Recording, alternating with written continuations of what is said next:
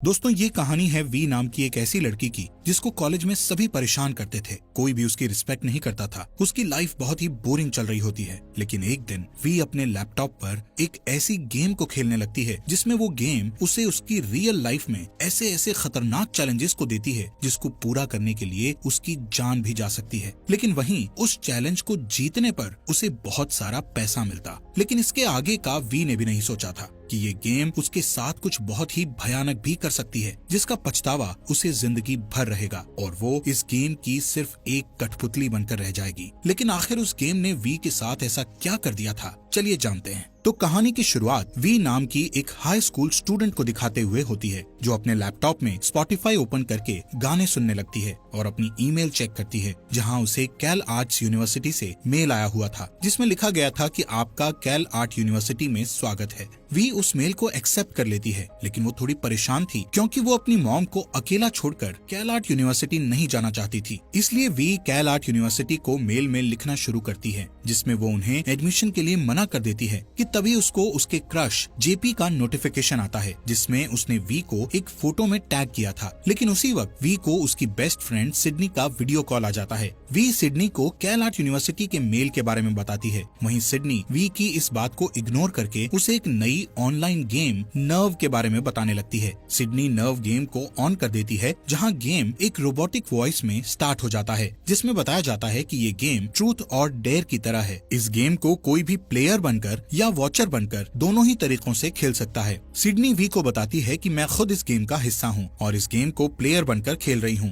वो कहती है कि ये गेम सच में बहुत ही ज्यादा अच्छी है, लेकिन वी को ये गेम कुछ खास पसंद नहीं आती। थोड़ी देर बाद वी किचन में अपनी मॉम नैन्सी के पास जाकर उनसे अपनी यूनिवर्सिटी के बारे में बात करती है। लेकिन वी अपनी मॉम को कैल आर्ट्स यूनिवर्सिटी के बारे में नहीं बताती, क्योंकि वी अभी तक यही सोच रही थी कि वो यहीं अपनी मॉम के साथ रहकर ही अपनी पढ़ाई पूरी करेगी। वी अपनी मॉम को कहती है कि आप माइक के कमरे को रेंट पर क्यों नहीं दे देती, इससे हमें कुछ पैसे मिल जाया करेंगे जो हमें काम आया करेंगे। लेकिन इस बात से नैन्सी बहुत गुस्सा हो जाती है और उसे कहती है कि मैं ऐसा कभी भी नहीं करूंगी। दरअसल माइक वी का छोटा भाई था, जिसकी 2 साल पहले डेथ हो गई थी। वी अपनी स्टडी के साथ साथ एक फोटोग्राफर भी थी, इसलिए वो स्कूल के फुटबॉल मैच में स्कूल के न्यूज़पेपर के लिए फोटो लेने जाती है। वहीं उसकी दोस्त सिडनी चीयर लीडर थी। सिडनी फुटबॉल मैच शुरू होने से पहले अपनी एक दोस्त को अपना फोन पकड़ाते हुए उसे नर्व गेम के लिए एक वीडियो बनाने के लिए कहती है, जहां उसे व्यूअर्स द्वारा एक डेयर मिला था, जिसमें उसे चलते मैच के दौरान अपनी एक नेकेड फोटो नर्व पर अपलोड करनी थी। और जब सिडनी अपना ये डेयर पूरा करती है तो ये देखकर हर कोई शॉक्ड रह जाता है।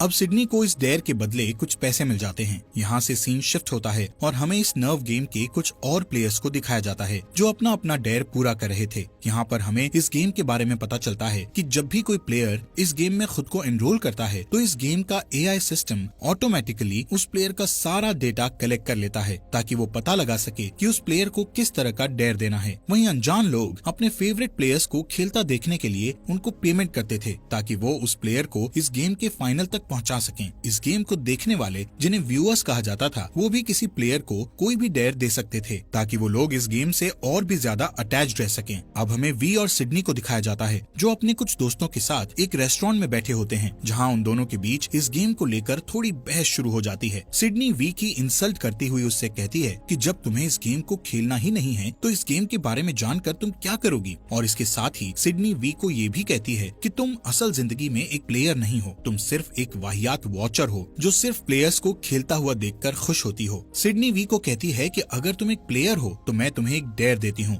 उसे पूरा करके दिखाओ। वो वी को एक डेयर देती है कि तुम्हें जाकर जेपी को हाय बोलना है। जेपी वी का क्रश था, लेकिन वी इस डेयर को एक्सेप्ट नहीं करती, तो सिडनी खुद जेपी के पास जाकर उसे वी का बॉयफ्रेंड बनने के लिए कहती है। वहीं जेपी कहता है कि मुझे वी में कोई इंटरेस्ट नहीं है और ना ही वी मेरे टाइप की है। वी खुद की इंसल्ट होते देखकर वहाँ से अपने घर चली जाती है। घर पहुँचते ही गुस्से में वो नर्व गेम पर as a player sign in कर लेती है, जिसके बाद ही रोबोटिक वॉइस से बताया जाता है कि इस गेम के फाइनल में पहुंचने के लिए आपको अपने व्यूअर्स बढ़ाने होंगे। जिसको ज्यादा लोग पसंद करेंगे वही प्लेयर इस गेम के फाइनल तक जाएंगे। इसके बाद वी को इस गेम के 3 रूल्स बताए जाते हैं, जिनमें से पहला रूल ये था कि सभी डेज को पूरा करने से पहले इस गेम पर लाइव रहना है। दूसरा रूल ये था कि कोई भी प्लेयर इस गेम को बीच में नहीं छोड़ सकता। और तीसरा रूल ये था कि सभी डेज को टाइम पर पूरा करना है, और अगर कोई भी प्लेयर इन तीनों रूल्स में से किसी को भी तोड़ता है तो उसे इस गेम से बाहर कर दिया जाएगा और उसको कोई पैसा भी नहीं मिलेगा। अब ये तीनों रूल्स बताने के बाद नर्व गेम वी से उसका फिंगरप्रिंट मांगती है और वी बिना सोचे समझे अपनी फिंगर स्क्रीन पर लगा देती है, जिसके बाद नर्व अपने आप ही उसकी प्रोफाइल क्रिएट कर देता है, जिसमें नर्व उसके सभी सोशल मीडिया अकाउंट से उसकी फोटोज, उसकी फेवरेट बुक्स और भी इंफॉर्मेशन ले लेती है, यहाँ तक कि वो उसकी बैंक डिटेल्स तक भी ले लेती है।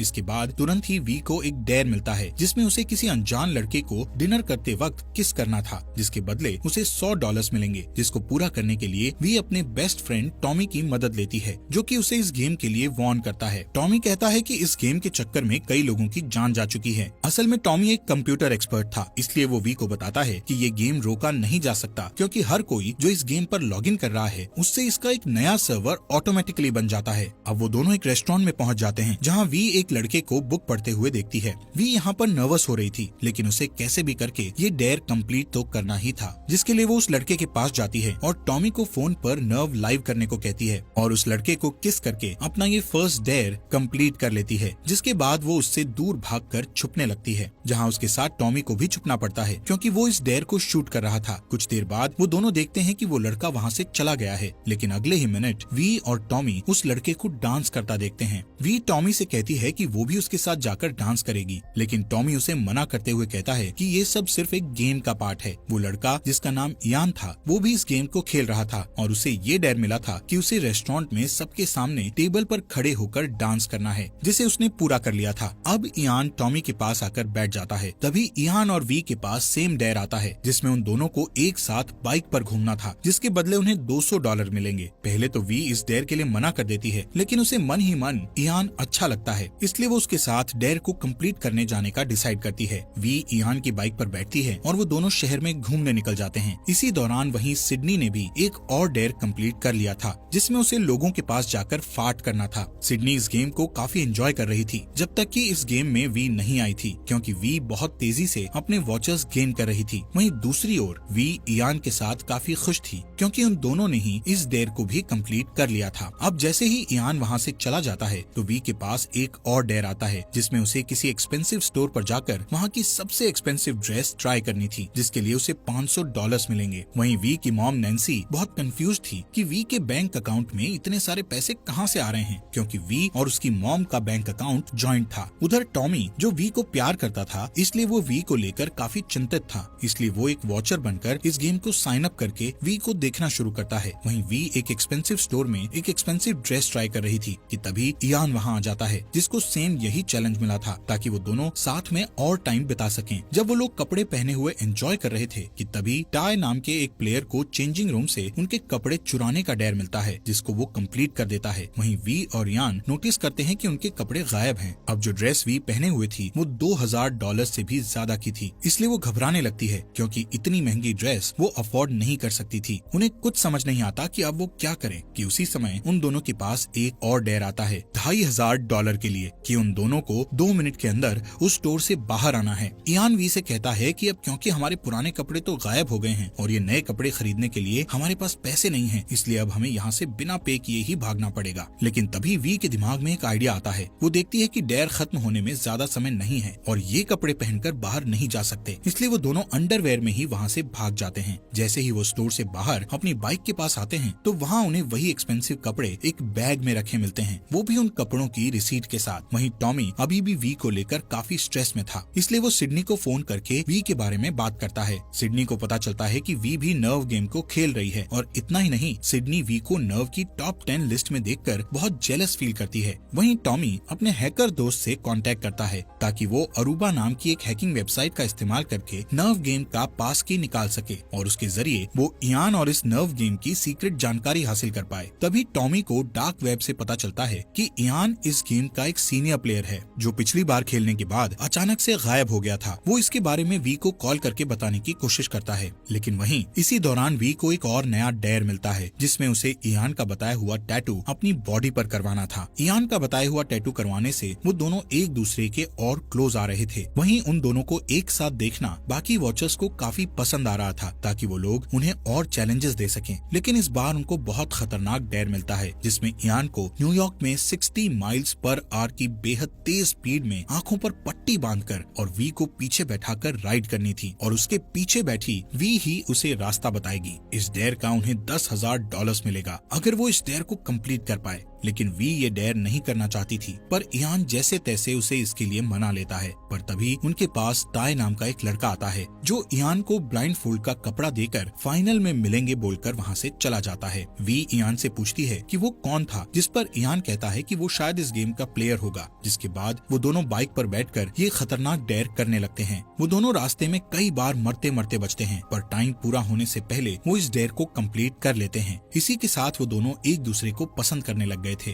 वी और इयान ने अब तक दिए गए अपने सभी डेयर्स को टाइम पर कंप्लीट कर लिया था, जिससे नर्व कम्युनिटी में इनके फॉलोअर्स और भी तेजी से बढ़ने लगे थे, जिससे ये दोनों नर्व गेम के सेलिब्रिटी बन जाते हैं। वहीं सिडनी और वी के बाकी दोस्त पार्टी करते वक्त उनकी ये लाइव स्ट्रीम देख रहे थे, जहां कई सारे गेम के वॉचर्स भी उनकी वीडियो बना रहे थे। ये सब देखकर सिडनी काफी ज्यादा अपसेट हो जाती है, क्योंकि सभी लोगों की अटेंशन अब सिर्फ वी पर ही चली गई थी। लाइव स्ट्रीम के चलते ही इयान वी से सिडनी के बारे में पूछने लगता है कि सिडनी कैसी लड़की है और वो दोनों फ्रेंड्स कैसे बने। अब क्योंकि वी के दिल में सिडनी के लिए हेट थी, इसलिए वो लाइव स्ट्रीम पर ही सिडनी की इंसल्ट करने लगती है। असल में वी को नहीं पता था कि इयान ने लाइव स्ट्रीम ऑन कर रखी है और हर कोई उसकी ये बातें सुन रहा है। तभी इयान वी को एक पार्टी में चलने के लिए कहता है, जहाँ सिडनी भी आई हुई थी। वहीं दूसरी साइड नैन्सी टॉमी को कॉल लगाकर उससे पूछती है कि वी उसकी कॉल्स पिक क्यों नहीं कर रही है और उसके बैंक अकाउंट में इतना सारा पैसा कहाँ से आ रहा है। जिस पर टॉमी वी की मॉम नैन्सी को झूठ बोलते हुए कहता है कि वी एक ऑनलाइन पोकर गेम खेल रही है जिसमें उसे पैसे मिलते हैं। वहीं उस पार्टी में नर्व गेम के वॉचर्स सिडनी को डांस करते वक्त एक डेंजरस डेयर देते हैं, जिसमें उसे एक बिल्डिंग से दूसरी बिल्डिंग तक सीढ़ी पर से चल के जाना था। सिडनी उस समय बहुत ज्यादा नशे में थी, लेकिन फिर भी वो गेम के वॉचर्स की अटेंशन अपनी ओर खींचने के लिए इस डेयर को एक्सेप्ट कर लेती है और जैसे ही वो हाई हिल्स में सीढ़ियों पर चलना शुरू करती है तो बाकी सभी लोग उसकी वीडियो बनाने लगते हैं। सिडनी अंदर ही अंदर बहुत डरी हुई थी, लेकिन अब वो वापस नहीं जा सकती थी क्योंकि उसे इस गेम के फाइनल तक बने रहना था। तभी नीचे से एक लड़का चिल्लाता है कि तुम्हें इस डेयर को करते वक्त अपनी वीडियो भी बनानी है, नहीं तो ये डेयर कंप्लीट नहीं होगा। इतना सुनते ही सिडनी अपनी जेब से फोन निकालती है और कांपते हुए खुद की वीडियो बनाने लगती है।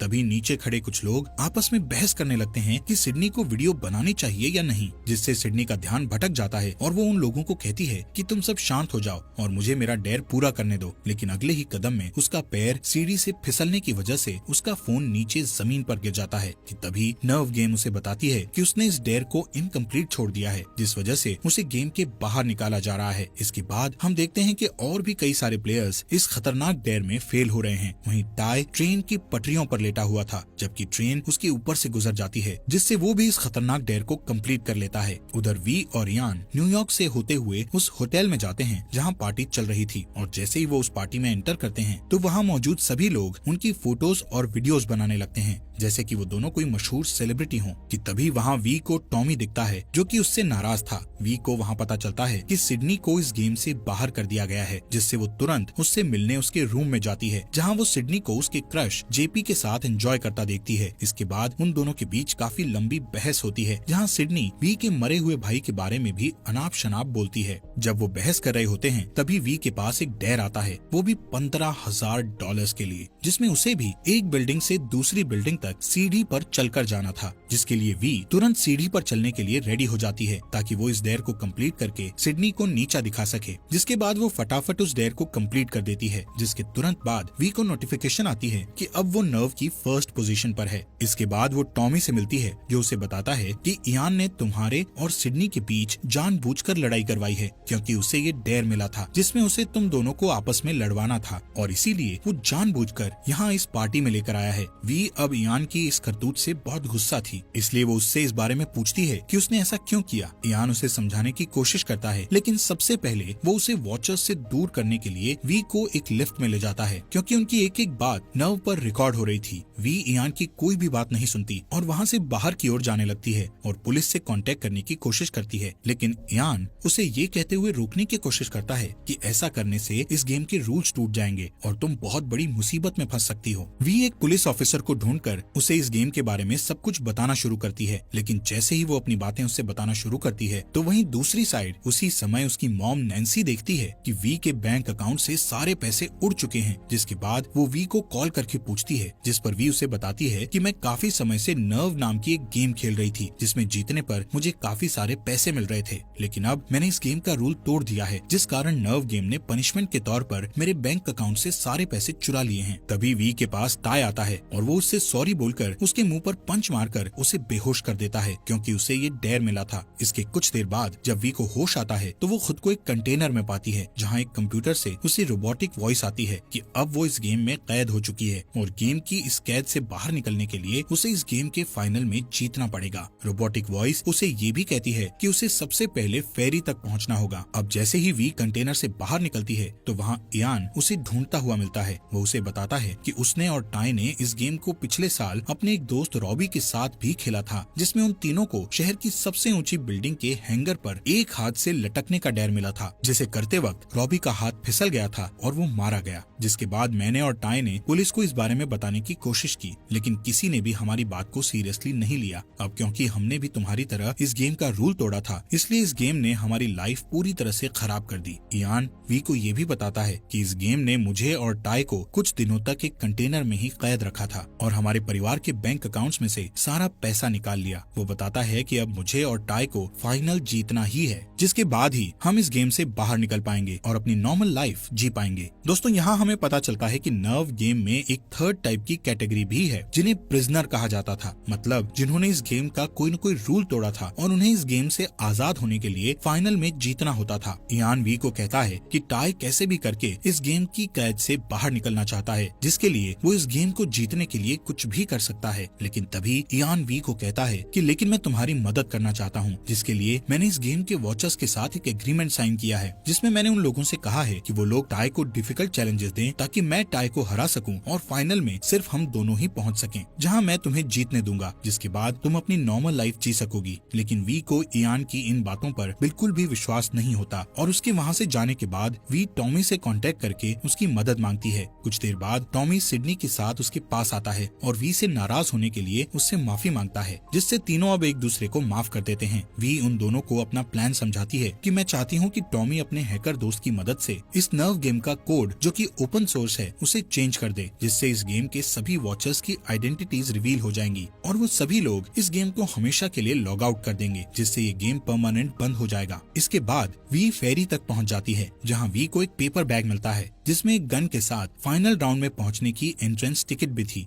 वहीं इयान को डेयर मिलता है कि उसे एक बहुत ऊंची बिल्डिंग पर चढ़कर एक क्रेन पर एक हाथ से 5 सेकंड तक लटकना है, जिसे वो पूरा कर देता है और फाइनल राउंड में पहुंच जाता है, जिसके लिए उसे एक ड्रोन की हेल्प से बताया जाता है कि तुम्हें फाइनल में एक ट्रेन से जाना है। ट्रेन में पहुंचने पर इयान को उस गेम के कुछ मास्क्ड वॉचर्स एक लोडेड गन देकर फाइनल डेस्टिनेशन तक जाने को कहते हैं। इसी दौरान नैन्सी को इस गेम के बारे में पता चल जाता है और वो भी इस गेम की लाइव स्ट्रीम देखकर घबराती हुई टॉमी को कॉल करती है, जिससे टॉमी उसे अपने हैकर दोस्त के अड्डे पर आने को कहता है। वहीं वी उस स्टेडियम में पहुंच जाती है जहां पर फाइनल खेला जाना था। वो स्टेडियम बहुत सारे दर्शकों से भरा पड़ा था जिन्होंने मास्क लगाया हुआ था। उसी टाइम इयान भी वहां आ जाता है और तब उन दोनों को फाइनल डेयर बताया जाता है कि तुम दोनों को एक दूसरे को गोली मारनी है और जिसने सबसे पहले गोली मारी वो इस गेम को जीत जाएगा। इयान वी को उसे शूट करने को कहता है, लेकिन वी उसे शूट नहीं कर पाती, जिस वजह से ये फाइनल डेयर उन दोनों में से कोई भी नहीं जीतता। वहीं नैन्सी टॉमी के पास आ जाती है। टॉमी अपने हैकर दोस्तों के साथ मिलकर इस गेम के कोड को बदलने और गेम के वॉचर्स की आइडेंटिटी को रिवील करने की कोशिश कर रहा था, लेकिन उन्हें ऐसा करने में काफी ज्यादा मुश्किल हो रही थी क्योंकि गेम के बहुत सारे बॉट्स उन्हें ब्लॉक कर रहे थे। उधर स्टेडियम में टाई एक गन लेकर आता है और इस गेम को जीतने के लिए इयान को गोली मारने ही वाला होता है कि तभी वी इयान को बचाने के लिए उसके सामने आकर खड़ी हो जाती है और जोर जोर से चिल्लाकर गेम के वॉचर्स को कहती है कि क्या तुम सब सच में अपने मनोरंजन के लिए किसी को मरता देखना चाहते हो, जिसके जवाब में सभी वॉचर्स हाँ कहते हैं। इसलिए वी टाई को अपना एक डेयर देती हुई कहती है कि अगर तुम में हिम्मत है तो तुम मुझे शूट करके दिखाओ, जिससे टाई वॉचर्स से पूछता है कि क्या मैं वी को शूट कर दूं, जिस पर सभी वॉचर्स जोर जोर से हाँ चिल्लाने लगते हैं। तभी सभी वॉचर्स के अपने अपने फोन पर वोटिंग का ऑप्शन शुरू हो जाता है, जिसमें उन्हें येस और नो में से किसी एक को चुनना था और अब ज्यादातर वॉचर्स का जवाब येस था। इसलिए टाई वी पर गोली चला देता है। वहीं इस लाइव स्ट्रीम को वी की मॉम टॉमी और सिडनी के साथ देख रही थी। उधर स्टेडियम में इयान वी के पास जाता है, जो कि पूरी तरह खून से लथपथ थी कि तभी अचानक टॉमी अपने हैकर दोस्तों के साथ इस नर्व गेम को हैक करने में कामयाब हो जाता है और गेम का कोड बदल देता है, जिससे एक एक करके सभी गेम वॉचर्स की आइडेंटिटी रिवील होने लगती है। और तभी वॉचर्स के पास मैसेज आता है कि वो लोग वी के मर्डरर हैं, क्योंकि उन्होंने ही वी को गोली मारने के लिए टाई को यस कहा था। अब ये देखकर सभी वॉचर्स बहुत ज्यादा घबरा जाते हैं और जल्दी से इस गेम को साइन आउट करके स्टेडियम से भाग जाते हैं। वहीं जैसे ही टाई वी के पास जाता है तो इयान गुस्से में टाई पर गोली चलाने लगता है, लेकिन तभी वी होश में आ जाती है और इयान को रोक लेती है। तब टाई इयान को बताता है कि ये सब वी का ही प्लान था, झूठ मूठ में सभी वॉचर्स के सामने मरने का। वो बताता है कि मुझे सिडनी ने फाइनल राउंड से पहले फोन करके वी के इस प्लान के बारे में सब बता दिया था कि मैं वी को सभी वॉचर्स से पूछकर सबके सामने नकली गोली मारूं, जिससे टॉमी के हैकर दोस्तों ने इस गेम के सिस्टम को हैक करके सभी वॉचर्स के फोन पर यस और नो को डिस्प्ले किया और फिर जैसे ही उन्होंने यस पर क्लिक किया तो उनकी आइडेंटिटी रिवील हो गई और डर के मारे उन्होंने इस गेम को साइन आउट कर दिया और इस तरह ये नर्व गेम परमानेंटली क्लोज हो चुकी है। इसी के साथ ये मूवी यहीं पर खत्म हो जाती है। दोस्तों, हमारे फॉक्स एक्सप्लेनर हिंदी चैनल को सब्सक्राइब करना मत भूलना।